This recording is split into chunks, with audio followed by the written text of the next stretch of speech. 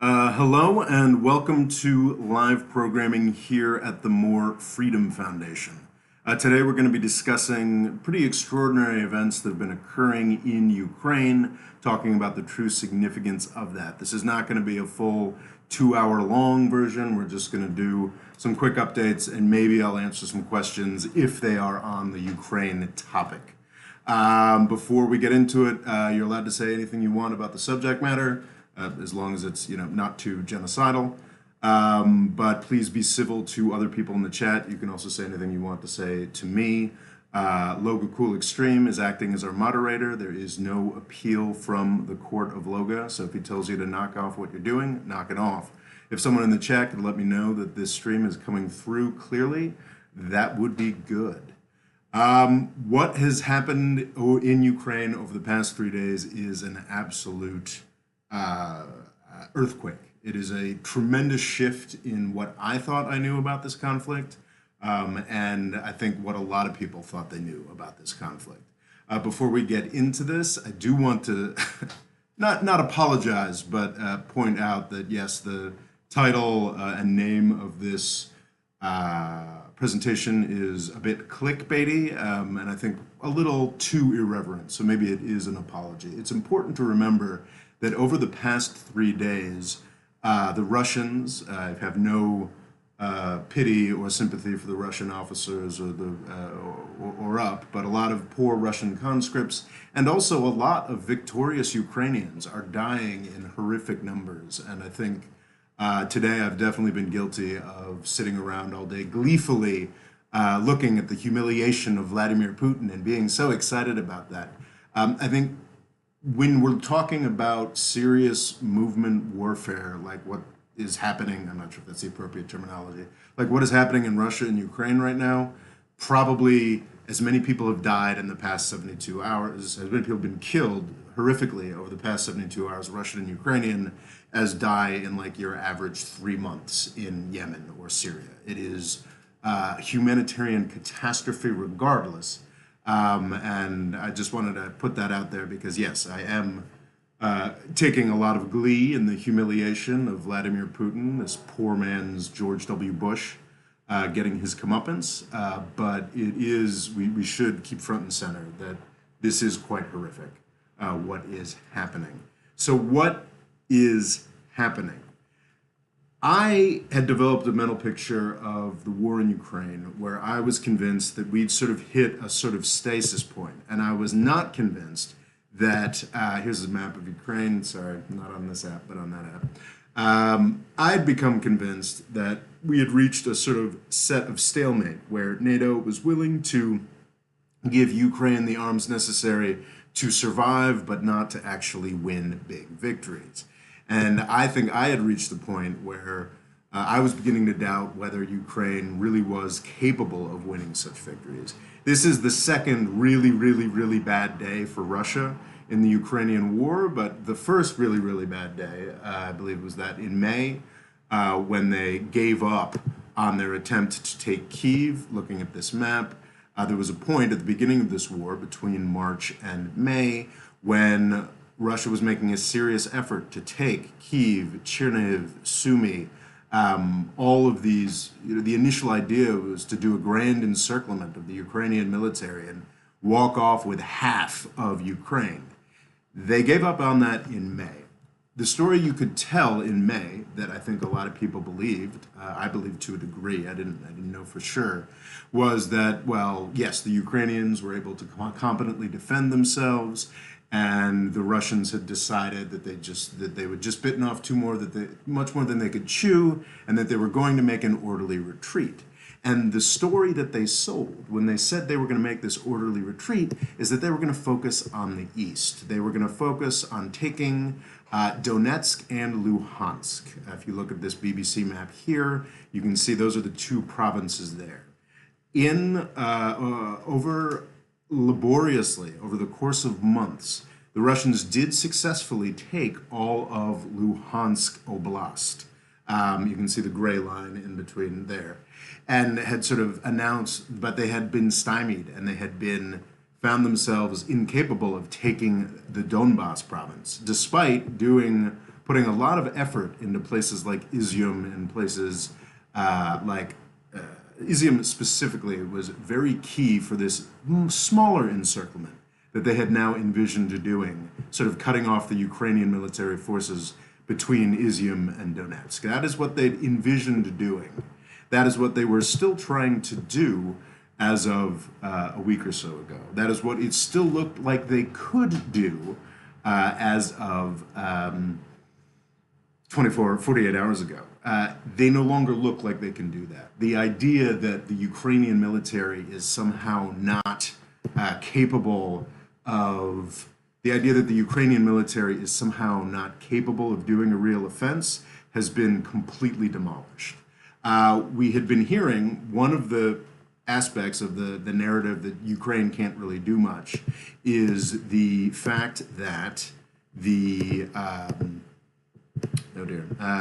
sorry, it's a little confusing to operate all these maps. One of the key parts of the narrative that Ukraine can't actually do an offensive is the fact that they've been talking about an offensive on Kherson in the south there for quite some time, and that offensive was not making really that impressive progress. That's my biased approach. There's a lot of folks who feel that what has been happening in Kherson over the past couple weeks was impressive. A lot of folks putting a lot of effort into that.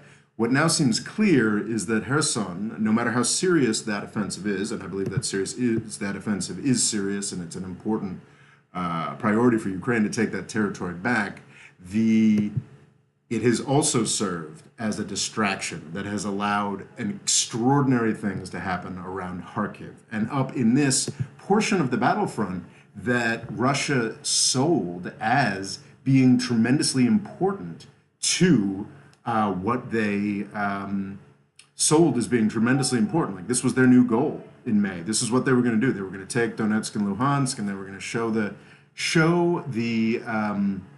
the Ukrainians what for. You can see on this map, you've got Donetsk with the capital. It's also the name of the oblast. In the south, you've got Luhansk, the city, and then there's the sort of oblast or state around it. And then you've got Kharkiv Oblast. This map that you're looking at right here is very out of date because the Ukrainians have pushed the Russians, it seems, completely out of Kharkiv Oblast. Izium, the town that was incredibly vital to Russia's attempted pincer movement around the Ukrainian military on the frontier there, is now back in Ukrainian hands. Number of other towns, settlements, villages are back in Ukrainian hands. Kupiansk, this is a very key city there. So I took this off Twitter. This is a rail map. Russian logistics are very dependent on rail. The reason that the Russians had to evacuate Izium without much of a fight is because the Ukrainians, sweeping in from Kharkiv, took this purple area here, took Kupiansk. And that means that this entire front, this entire idea that Russia had, this entire justification for giving up on Kyiv and giving up on the rest of the country is over. Because the offensive in the east on the part of the Russians is largely over. In order to make serious pushback here, the Russians, I believe, are going to have to call up the reserves. They're going to have to dispense with the fiction that this is some kind of temporary operation. They're going to have to do some kind of large-scale draft and mobilization. And they've also already disposed of most of their high-tech material and most of their experienced soldiers. And I believe that, I think most believe that the political step necessary of doing a full mobilization is something that Putin might not be willing to do. I don't know. I think we could see that over the next week. It's entirely possible. It's a very up in the air kind of question. But I think what's important, and I'm not seeing fully, with this map, I began to see a bit of an indicator of it. But I think what's not fully being appreciated on most commentary here is that Russia has essentially lost everything that it has taken. That is a bit of an overstatement, but I think it it's something that we need to focus on a little bit more here. Russia has managed to take significant looking chunks of Ukraine, and they are significant looking chunks of Ukraine. Kherson is a city of a couple 100,000. Melitopol, not doesn't show up on this map, but it's in the little blue there. Melitopol and Mariupol specifically, at the cost of utterly destroying Mariupol, Russia was able to take that over the course of 6 bloody, horrific months. But the reason that Russia has become so successful in the south, and I didn't appreciate this until I saw this map yesterday, also the reason why they've become so successful in the north. This swath of territory between Kharkov and Severodonetsk is all territory that is Russian and looks very impressively Russian on this map here. But if you look at this rail map, you realize there actually isn't much up here. Severodonetsk and Lysychansk, these were the salient cities that Ukraine held for months and months and months. I believe up until June, when Russia finally essentially destroyed these cities to take them. But if you look at this broader map of Ukraine, and yes, there's Kherson, there's Melitopol, there's Mariupol, but there's actually not much else in the south of the country, and there's not much else in the north of the country. This is a lot like what I constantly talk about with the wars in Yemen and Syria. You have to understand where the desert is. And it's not like there's actually desert here in Russia, but in these territories that look so impressive, these vast swaths of Ukrainian territory that Russia has taken, there isn't much there. Severodonetsk was, I think, I could be wrong about this, but I believe Severodonetsk was the most impressive town that Russia had taken in the north.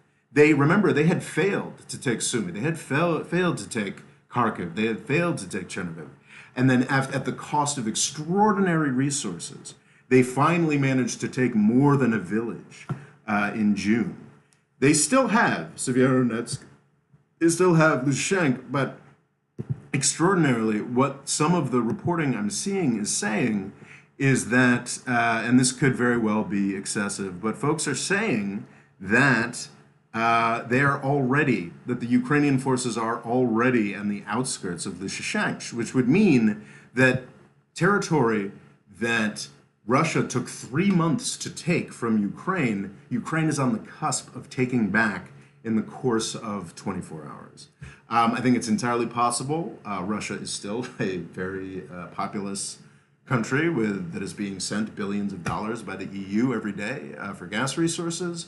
The chances of them being able to do some sort of rally, some sort of pushback are high. It would be very surprising if this incredible pace of Ukrainian success were to continue, but it's been a very surprising couple days. My picture of this conflict has shifted entirely. I believed quite firmly, I was getting to a rather firm belief that this was going to end up being a frozen conflict, that the United States and NATO were happy for it to be a frozen conflict. That now seems to be inaccurate. I believe that Ukraine has proven itself to be an extraordinarily capable military actor. It has carried out incredibly important offensives. That's what we've seen over the past 72 hours. And I think the Ukrainian military has asserted that Western support has been a key part of this. So it seems that, I was surprised at the beginning of this conflict when the CIA or whatever U.S. intelligence services were actually being accurate and whatnot in talking about what Russia was going to do. They were just putting actual legitimate intelligence out there. I was surprised by that. And it does seem like the support from the West is a little more legitimate than I was giving it credit for earlier. I still believe that there are plenty of people in Washington, D.C. who would be perfectly happy for the Russia-Ukraine conflict to be an ongoing frozen conflict for years. But I don't think at this point, I think there are at least a few people in the Pentagon who are working legitimately for the success of the Ukrainian military, because we are seeing serious success for the Ukrainian military. Let me reiterate that again. Looking at this map, in the south, we have Kherson, which is under serious threat from Ukraine, the Ukrainian military, and we have Severodonetsk up in the north. These are the main cities, with the exception of Mariupol, which was, I mean, Mariupol was its own epic. But these are sort of, to a large extent, like the balance of what Russia has managed to accomplish in this country in 6 months. And they are both under serious threat right now. There's even an offensive. My understanding is there's also an offensive driving towards Melitopol, that little blue thing in the south there, as we speak. And it would only be natural if that were to be successful, and the chances of it being successful, considering how extraordinarily the Russians have folded in the north over the past 72 hours, then a drive for Mariupol or a drive for Kherson or a drive for both is a very real possibility. I am always someone who's in favor of negotiations rather than conflict, but what this has done, this successful Ukrainian offensive has done, is completely shifted the level of conversation that we're going to have here. I think Putin was still sort of assuming that the Ukrainians were incapable of doing an offensive like this. We're now talking about a period of time. This is just Twitter rumor at this point, or maybe it's not. I haven't checked in an hour or two. But it seems like Donetsk and Luhansk, these are the capitals of the separatist republics that have been more or less Russian protected territory since 2014. A key point that is, of course, distinct from the Luhansk Oblast, which was the northern part of the Luhansk Oblast, was controlled by Ukraine before the invasion in February. But this map here does a pretty good job of laying out this chunk of land has been Russian the whole time. And I think what we're supposedly seeing, what there's a Twitter rumor of us seeing, is serious Ukrainian attack on the Donetsk airport, which would mean that the Ukrainian military is now taking territory that Russia held between 2014 and 2022. And that is a tremendous catastrophe. And that is something you can't really spin in any way. It's been quite sad, honestly, being on Twitter and being, I vaguely made a short this morning talking about the Russia-Ukraine sort of aftermath or ramifications that we're going to see. And it was very sad because a lot of folks just hadn't checked the news, so they still had their talking points about, oh no, this offensive isn't anything, this offensive is it's just a tempest in a teapot, and the Ukrainians are gonna, they're expending their last drop of blood and blah, blah, blah, blah. And I'm just like, open the news, man. Like, take a look at what the Russian propagandists are saying. That's one of the most interesting dynamics over the past 72 hours, is that a lot of the news, a lot of the unconfirmed news that subsequently gets confirmed by the Ukrainian government or the Russian government has been coming from Russian propagandists who have connections at the Russian front and are like, oh my God, we're running away from Izium. We're running away from the basis of our offensive in the east. Oh my God, the Ukrainians are, at the borders of territory that we took 3 months to take, and they seem to be taking in 3 days. So yeah, it is quite a switch. There's a lot of people in the U.S. There's the famous Tucker Carlson clip going around from like 2 weeks ago, where he's like, really, any rational way of looking at this, and you can see that the Russians are objectively winning this war. And after the past 3 days, to say that, you've got to be a complete fantasist. There's simply no way that you can make a case that Russia is winning this war. It is an overstatement, and I don't want to go too far. I don't want to say, "Ooh, Ukraine's got this in the bag. Ukraine's gonna win this."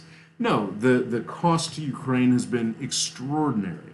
The Russians are dug in Donetsk and Luhansk for sure. I think that would be a really huge, if over the next week we saw serious Ukrainian efforts to take parts of Donetsk, then I think Donetsk and Luhansk, then it might be, the parts of Donetsk and Luhansk that have been Russian territory for the past 8 years. If we saw serious efforts from Ukraine to take that, or serious progress towards taking that, then I think it might be time to talk seriously about Ukraine outright winning this war. But I do think in the coming days, in the coming weeks, that we will see a strenuous, horrific effort from the Russians that will probably push the Ukrainians back a bit. But the myths that so many of Putin's propagandists and I don't like fellow travelers, folks who are sympathetic.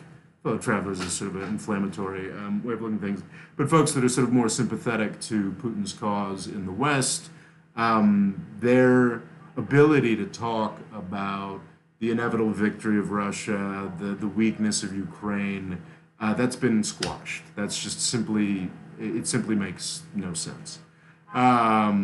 Ukraine is still in terrible economic trouble. Ukraine desperately needs support other than military support. This is something that needs to happen.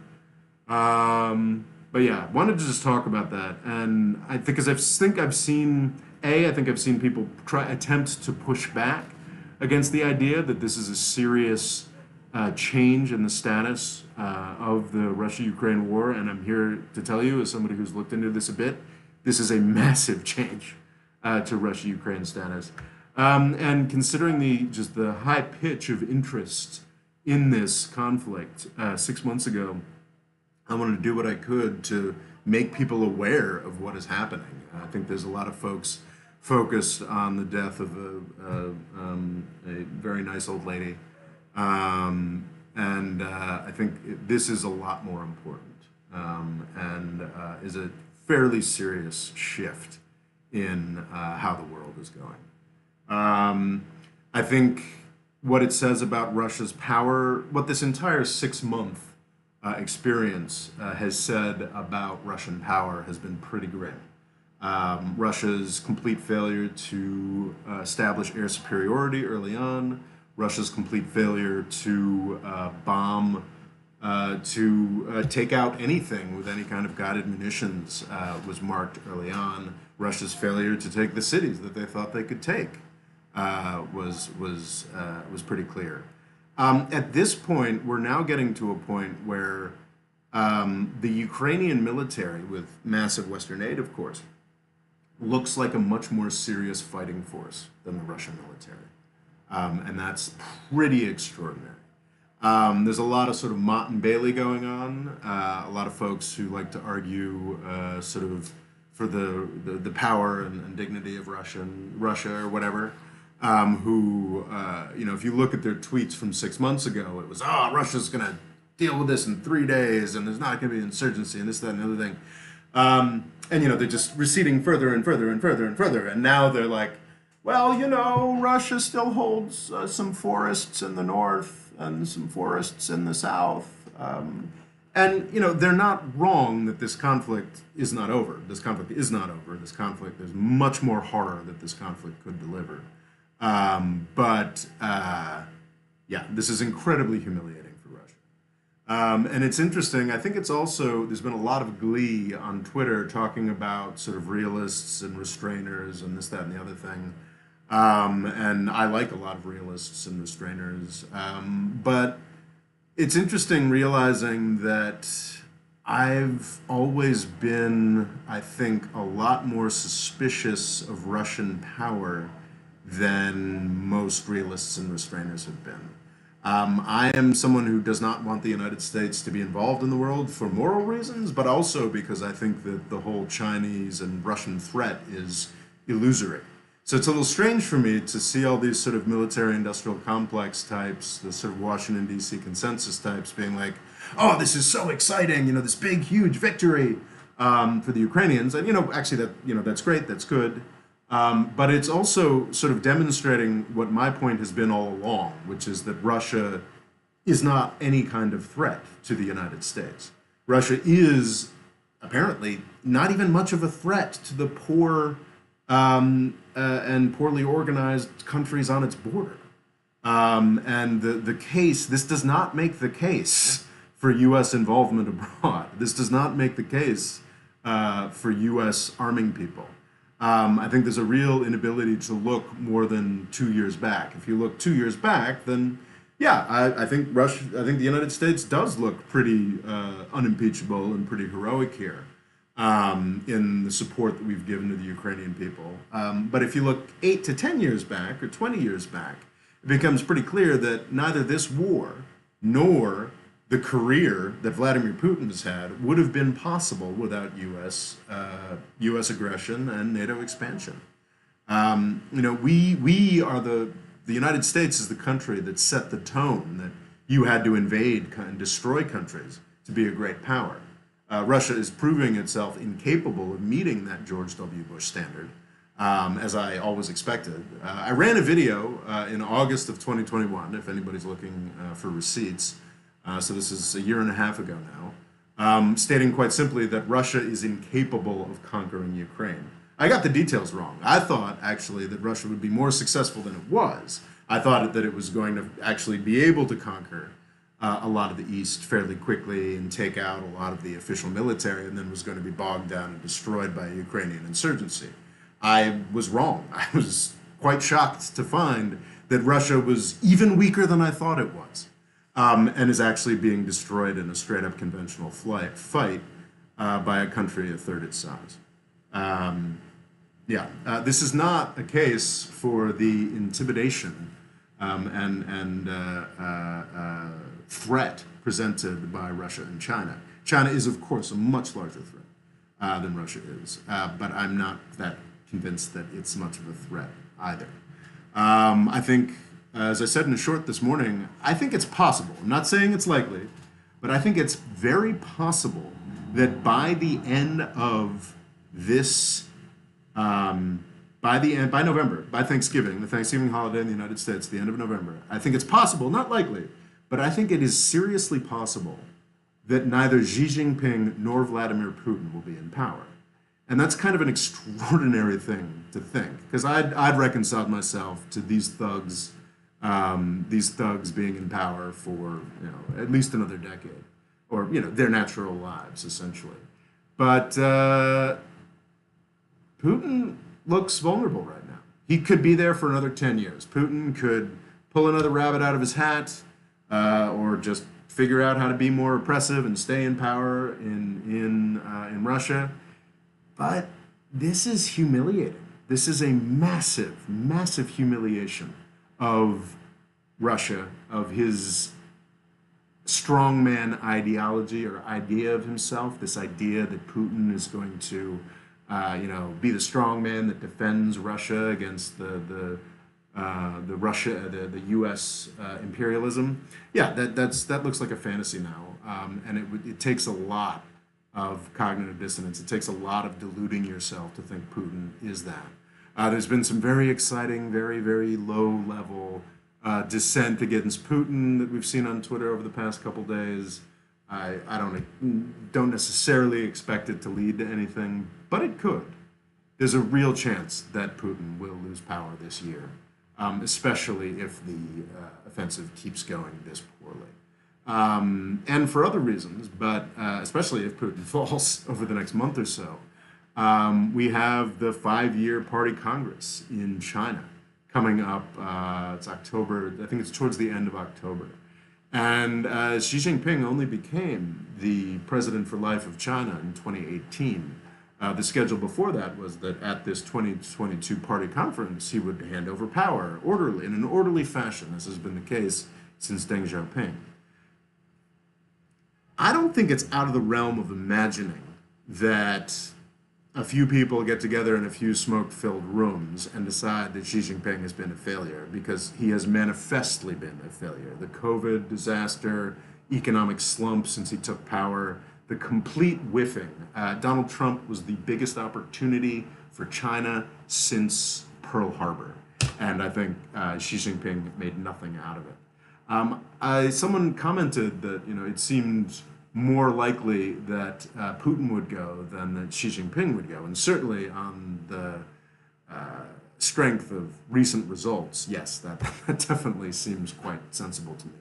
But the truth is that for Chinese elites, there are multiple plausible alternatives. Sure, with his anti-corruption crusade, Xi Jinping has done everything he can to take out political competition, of course. But China is still a functioning system that does things successfully. Russia is a crazy petro-state nightmare place. And the elites in Russia, despite how much they've lost over the 6 months due to Putin's management, they may be intimidated by the prospect of what might come next. Whereas I feel like in Xi Jinping's China, there's a lot of pretty solid alternatives. So I don't know. That's just me explaining this morning short, a little more fully. Could be that could be crazy to say, but I don't know. It seems kind of plausible to me. All right, we've been doing this for a half hour. Are there any pretty solid comments on this that anybody would like to ask? We've done a half hour. That's about what I had envisioned. Please talk about how Russia is selling gas to China, who's in turn selling at a profit to Europe. One of the really interesting things, the very important constraints on selling gas to China is that there's a ton of infrastructure involved in natural gas pipelines. And there are a few pipelines going to China, but to sell China the amount of gas that has been sold to Europe over the past 40 years would require building 40 years of infrastructure in 2 to 5 years. Russia and China have the capability to do that, but it is not something that can be done immediately. Very interesting very interesting to follow where this gas is going, what's happening with oil and gas prices, very important questions. But the idea that Europe's gas can just be sent to China and then resold to Europe, it's just doesn't quite work that way. I'm sure that's happening with some gas in small amounts, but you can't do that with the full mass of the oil and gas we're talking about. Do you think gas will flow after the war again? That's a really interesting question because what I've been advocating for very strongly as the best way to isolate Russia, the best way to undercut his war machine would have been to allow Iran and Venezuela to sell oil and gas again. Neither of those things have happened. There have been some small deals between Venezuela and Europe that the U.S. government has allowed, but Iran, no, the JCPOA, just not happening. We went through yet another period of brief hope on the Iran nuclear deal. I didn't buy it, and I was right not to buy it because we're apparently back to zero again. I have reluctantly come to the conclusion, this was something that was very clear under Trump, and I think is clearer than you'd think under Biden. Biden has this reputation of being anti-oil and gas, but what's interesting is his environmentalism now can be another way of serving the U.S. oil and gas industry. The only consistent thread to U.S. foreign policy under Donald Trump was destroying competitors to the U.S. oil and gas market. Iran, Venezuela, Libya, those were places that were serious competitors to U.S. oil and gas. Not necessarily directly, they had different types, different sorts of things, but knocking those countries off of the market, which Trump did in various ways over the course of his 4 years in power, helped to buoy up the oil price. Under Trump, the United States was essentially a member of OPEC+. Under Biden, I think that's true as well. The tremendous dispossession of Russia. Yes, Russia has managed to sell a lot of its black market oil. Yes, Russia has managed to sell a lot of gas, but that ability is dissipating very quickly. And I think that as long as Putin is in power, I don't see the sanctions going anywhere. And even after Putin is out of power, there's going to be some quite natural European anger at Russia for what it's done, and also just general self-preservation. We want, for strategic purposes, we want to be less dependent on Russia, but also the United States is going to want to sell a lot of natural gas to Europe, and I don't think we're going to let this go. Obama created this really horrifically unfair sanctions regime for Iran with an eye towards getting towards a deal. The deal is gone. That sanctions regime, I'm beginning to believe, is eternal. I think the sanctions regime against Russia is probably going to be somewhat eternal as well. I mean, the thing is, with these sanctions, there's always waivers. There's always, okay, so maybe we'll let Germany buy a certain amount of it for a period of years.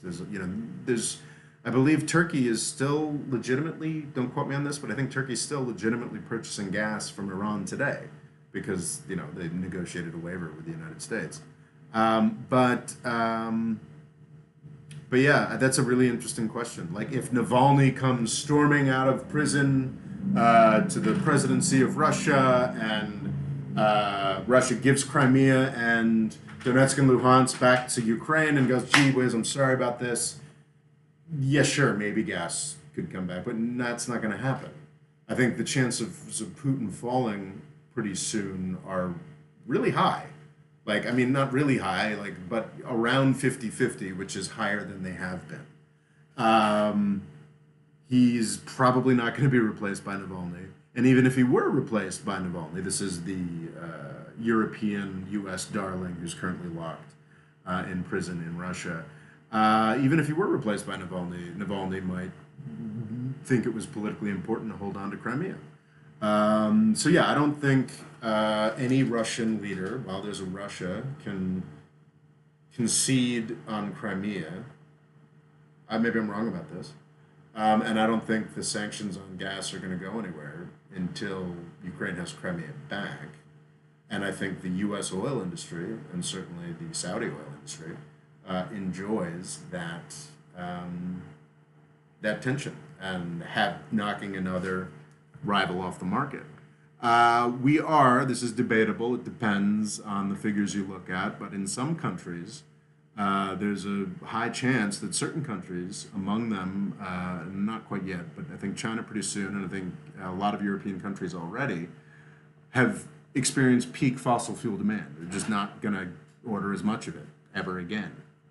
And in that context, the United States government and the United States business is going to work very hard to be the last producer out there. This is one of the dynamics that's probably going to end up with the United States in the final analysis, probably by the end of this decade, pushing Saudi Arabia off the cliff, because we'd prefer to be selling oil and gas longer than Saudi Arabia is, in the context of plummeting demand for oil and gas. So yeah, the U.S. is an OPEC now, so that's what it is. Fadel, I don't want to get too deep into Libya questions, but the thing about talking about Syria and Russia and Libya, the thing about Libya more than Syria, but the thing about those Russian commitments abroad is that they are so important for the tatters that are left of Russia's prestige. This idea that Russia is a big deal that can involve itself in conflicts like Libya and Syria. And this is also the case in Armenia and Azerbaijan, where I think there's been a lot of concern expressed by myself as well that, oh, okay, so are we going to, the Russians going to have to pull out and we're going to see a genocide. But the commitments are so small that are made by Russia to these places that they're actually fairly easy to sustain and are worth sustaining for the prestige that they hold on to. And in the final analysis in Libya for Haftar, Russia's essentially providing mercenaries, many of whom are paid by the UAE. So it's actually like a profit-making business. So how will oil prices look if Russia loses the war completely? That is a fascinating question. I think a lot of that depends on the sanctions issue that we had just talked about. Don't know. There's also just the chaos. Ukraine, I believe, is to a degree an oil and gas producer, not to a significant enough degree to be a big exporter, but just the knocking down of chaos of the war ending, I think, would have a deflationary impact on all commodity prices, just making shipping easier, just making transactions easier. Anyway, we've been doing this for 40 minutes. I want this thing to be short enough that people actually click on it to find out what's going on. So I think I'm going to call it a day. Thank you all so much for being here. I wish Ukraine great victory. I wish the Russian soldiers back home. I wish Putin out of power. I wish Ukraine independent and free, and Russia still stable and together. And thanks for walking through these incredible developments today with me. And I think with that, I'm going to end the stream. Thanks for being here.